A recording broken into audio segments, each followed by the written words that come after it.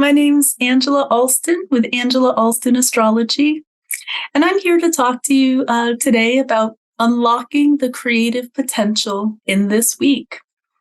Now, this is astrology that is particularly suited for makers, creators, artists. As a little background, I'm a writer, photographer, and painter, and have been a working artist for quite a few decades now, and I've been a consulting astrologer since the late 90s. And so I'm putting these two worlds together and to share because I use astrology a lot to help me navigate my creative process. So with that, I'm going to share my screen. I put together a little. Here, let's go to slideshow. And let's go to slideshow from the beginning. All right.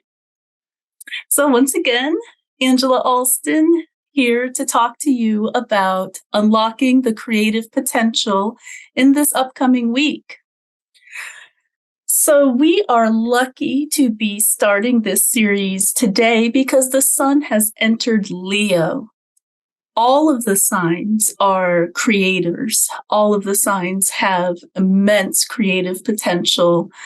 But there's something very special about when the sun is in Leo, which you'll hear sometimes rules creativity, rules children.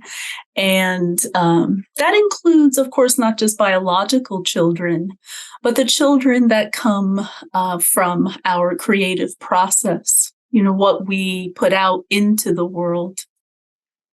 And I'll be looking at the moon, but very specifically the moon's phase. The moon's phase can kind of help set the stage for what type of creative work is particularly supported during this time. And right now we are working with a waxing moon. So it's gaining in light. It is getting stronger. It's a wonderful time to be generating, putting yourself out there. Venus, the planet that traditionally rules the arts, is stationing at 2836 Leo. We'll talk a little bit about what stationing means. And then Neptune is at 2333 Pisces retrograde. And Saturn is at 614 Pisces retrograde. So we have, on the one hand, the brightness of the sun, we have Leo, and then on the other hand, we have a lot of Piscean energy in that mix as well. And so we have the lion and the fishies. The lion, Leo, is a hot, dry planet with the sun. Well, the sun's not a planet, it's a luminary. And then with Neptune, which rules Pisces in modern astrology. And I guess I should take this moment to say I'm more typically a traditional astrologer, and I don't really work with Neptune in my horary work. However, when it comes to looking at creative process and what the universe is really supporting creatively at any given time, I certainly do take a look at Neptune. So in traditional astrology, Pisces is ruled by Jupiter, but I'm going to defer to the modern rulership at this moment. And so we have the lion and the fishies. Hot, dry, cool, moist. That can create a lot of steam. But what else? What else happens when Leo, which rules the heart, which gives a lot of courage, which gives a very bright light? What happens when that comes together with Pisces, which tends to be more sublunar? Well, there's 5 themes that I see really at play this week, with the coming together in a supportive trine. It's an out of sign trine, but it's still very active. And those 5 themes are this: the courage to dive deep.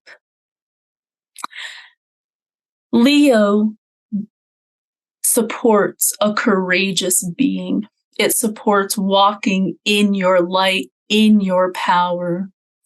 And Pisces can be a more mysterious, a more hidden realm, the realm of dreams, of our subconscious.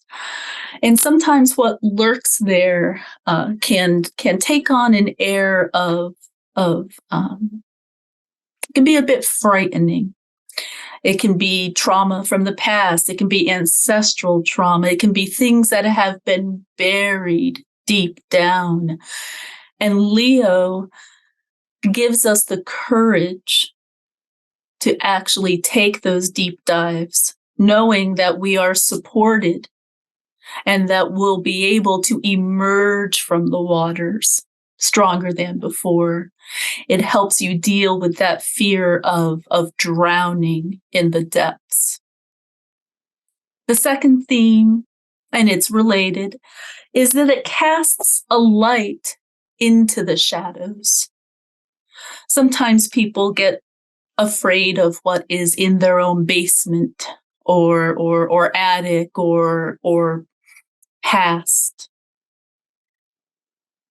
But the thing is, you can only start working with that material in a really productive and creative way when you can see it, when you can see it for what it is. The light comes, and then you're able to see the shadows scurry or perhaps become more defined. You're able to see the depths and the colors and the nuance in the shadows. You're able to see that there are doors that can be opened. The third theme is finding the hidden jewels. When I was little, I used to imagine the ocean as just being filled with hidden treasure.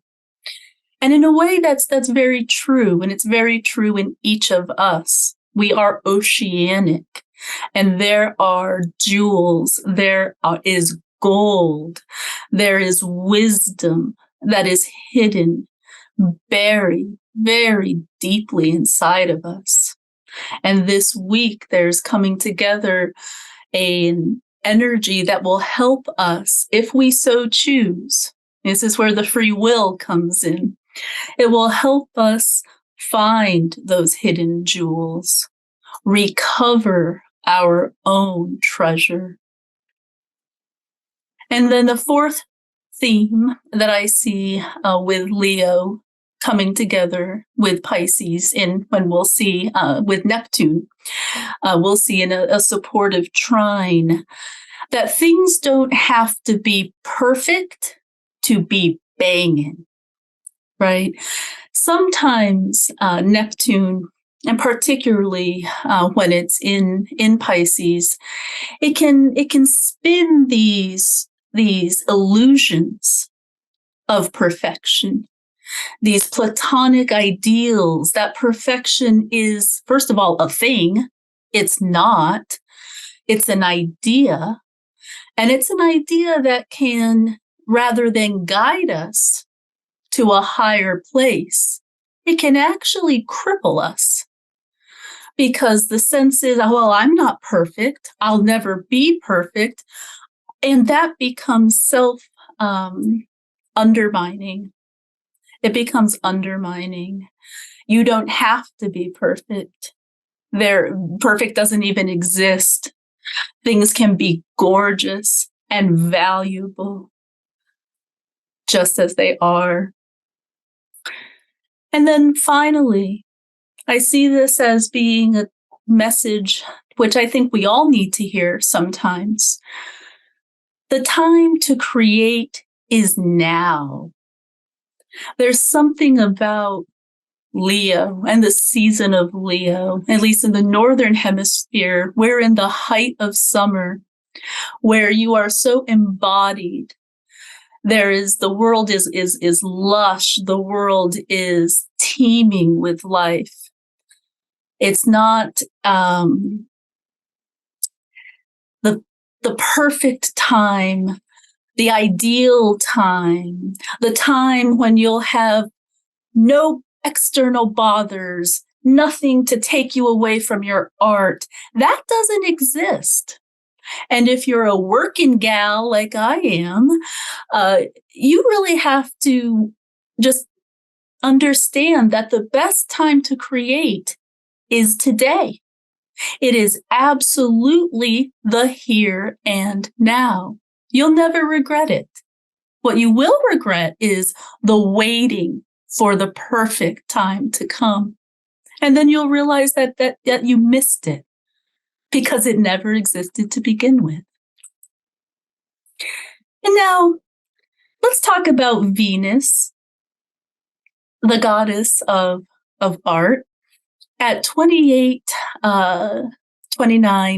degrees Leo.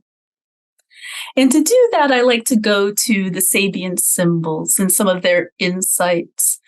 And for Venus at 29 Leo, where she is right now today, I chose three Sabian experts: James Burgess, Dane Rudyard, and Blaine Bovee.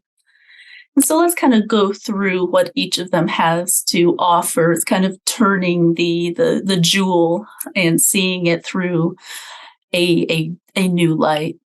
So James Burgess says that Venus at 29 Leo is the motivation to manifest dreams. Each of those words is just so gorgeous and so fitting with what's happening in the universe right now for us, this week for us. The motivation to manifest dreams, to take them out of the ether, out of the out there or in here or wherever you like to imagine that dreams reside, and to bring them into being. And then Dane Rudyard says, a mermaid emerges from the ocean waves, ready for rebirth in human form.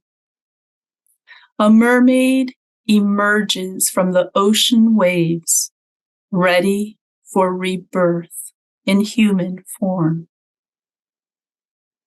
And Blaine Bovee says, it's emerging with a new skin. And so each of these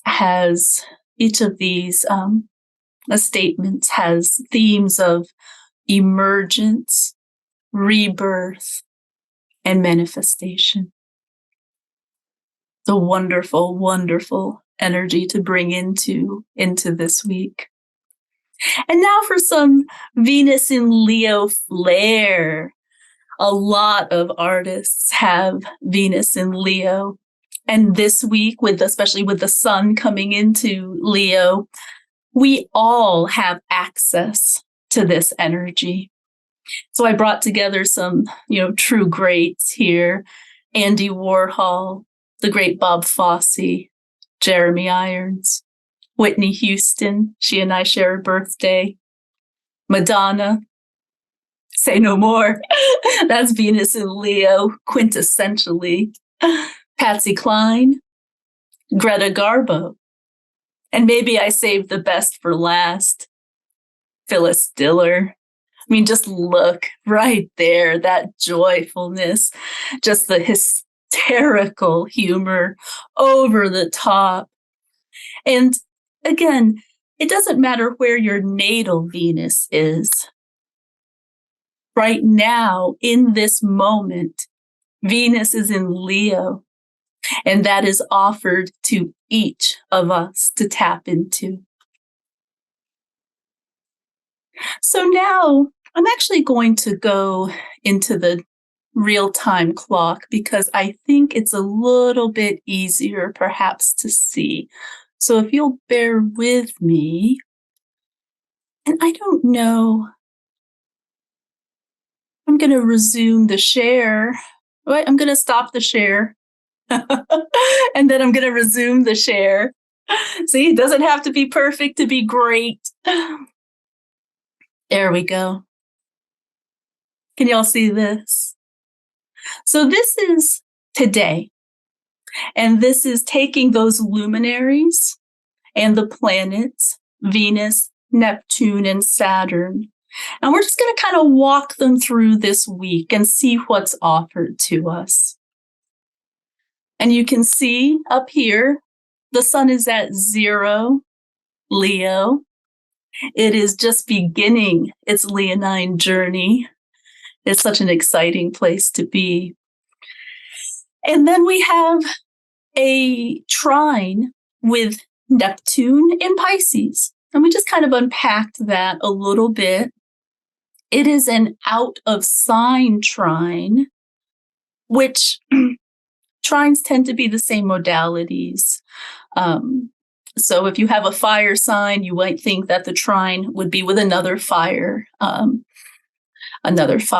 However, it is within a 2.5 degree exactness, 2.5 degree orb. So it's still very strong. And it brings up something that's kind of neat, that fire and water coming together, which I think is extraordinarily generative, very creative time. And then we see a waning. So it's going to be gone very soon. The moment of its real power has probably passed, but we see a waning opposition between Saturn and Venus. And again, it is out of sign. Saturn is in Pisces, as we said, and Venus is in Leo at the end of Leo. I'll tell you, I really experienced this Venus-Saturn opposition, and in a couple of minutes, I'll explain how it manifested for me. So oppositions tend to be a little bit. They can be challenging, but I'm choosing to see them as more one planet is visible, is fully visible to another. I'm thinking of the energy of the full moon, when the moon is at its absolute most radiance. And so Venus was seen by Saturn, very recently, and it could have been the inner Saturn, or it could have been manifested externally. And for me, it was manifested externally. And here's how. I got a poem accepted for publication, The Gatekeeper, right? Saturn, somebody who could judge my work. But this isn't about being accepted by Saturn, by an external Saturn. This poem I have sent out for 20 years. And I mean that quite seriously. I have sent this poem out for 20 years, and it has been rejected for 20 years. And that can be hard. I'm not going to say can be, that is hard. And there were many times where I reworked the poem, reinterrogated its structure, and reaffirmed my commitment to it. I didn't cast the fruit of my mind and heart away because it had been rejected time and time and time again. I deepened my commitment to this particular work. And then this past week, something shifted. and somebody who was in a position of power and authority recognized the value of this work. It was affirming, but it wasn't, had gotten to the point where I didn't need that anymore because my inner Saturn, believed in this piece. And that's what I want to share with you, is that you will always have the external gatekeepers, the folks in authority, the directors, the editors, the jury on a art panel. And they matter, but they don't matter at all as much as your inner authority matters. And Saturn wants you to do well, and not only do well, to be the very best you can be. And you get there by doing the work. You get there by doing the work. And if you don't give up on yourself, Saturn won't give up on you. And that's just how that kind of goes. And then we see the moon in Libra with a supportive sextile to the sun. It's fading. It's probably a little stronger last night or this morning. But Libra and Leo work very well together when it comes to creative projects. Now let's scoot forward. And we have that trine, that supportive trine, again, Sun, Neptune. But let me tell you something about trines that's often misunderstood. Trines can pass very uneventfully.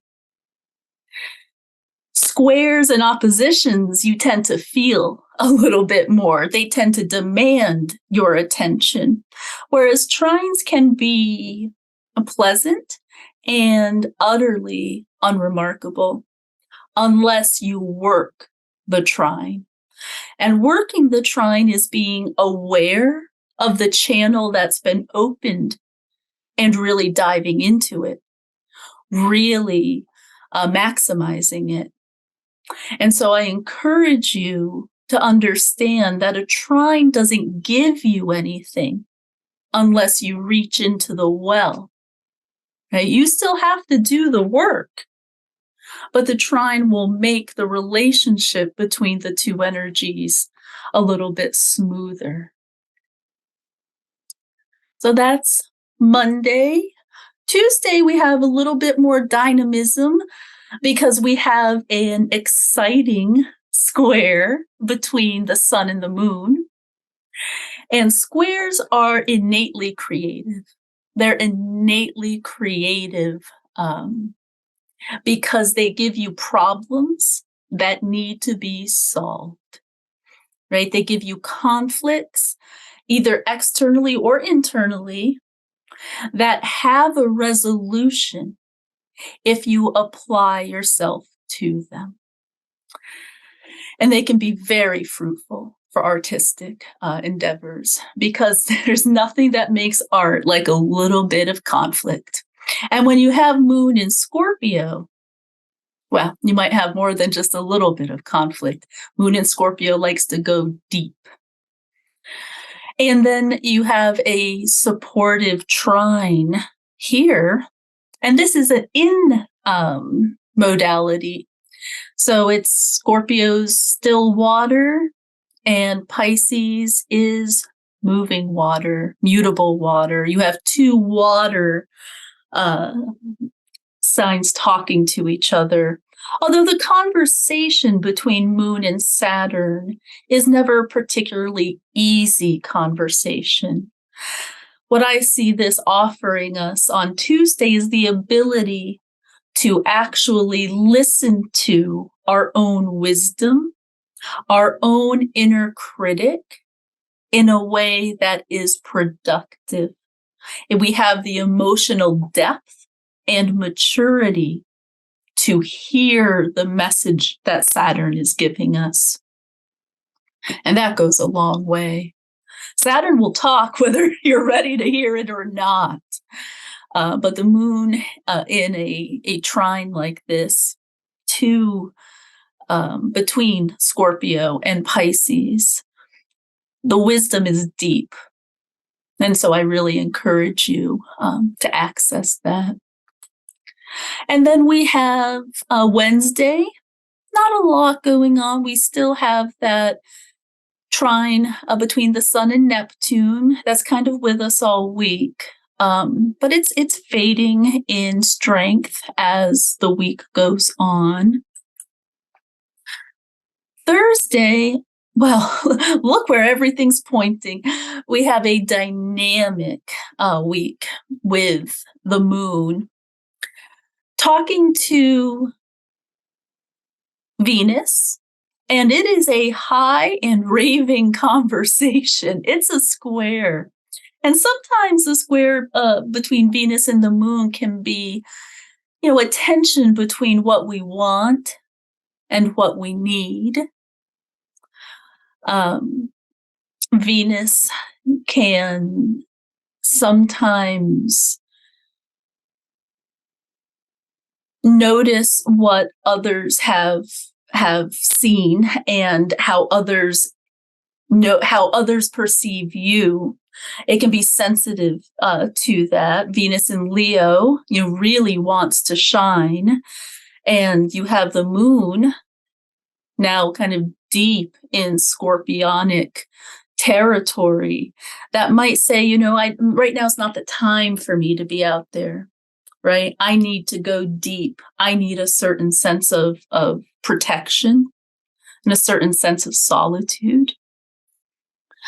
And then we have the moon playing very nicely with Neptune.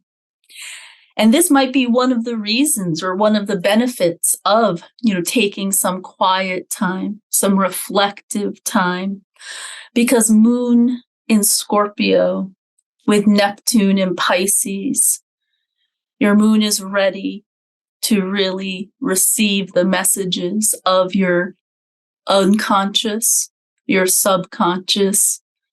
This would be a wonderful time to spend listening to your dreams, journaling. And then we have Friday, a spicy trine between the Sun in Leo and the moon in Sagittarius. Fire trines are so invigorating. Sun in Leo is saying, yes, you can. And moon in Sagittarius is saying, I want to fly. And then you have Saturn perhaps mitigating that a little bit, perhaps being a voice of reality. And it's not that you can't fly, just make sure that your wings are strong. Right? Make sure that you know where you're going so your arrow is true. And then we have Saturday with a really nice trine between Venus and the moon. That's great for making art. And we still have the square between the moon and Neptune. And this is an opportunity to really listen to your ancestors. Right? Neptune, particularly in Pisces, it can be the voices of the folks who aren't here. Your ancestors, your ghosts, your memories. And again, squares are creative and productive times. And they can be resolved, but it doesn't always feel like a pillow. It doesn't always feel like silk and rose petals. The feeling can be a little bit harsh, but that's okay. That's okay. We need it all. So that's what this week is offering us creatively. I hope you found value in this video. And I really hope that you use this time to dance your dance and sing your song, make your music, act as if the whole world were watching, write your story, and do so with a lot of joy. Thank you so much.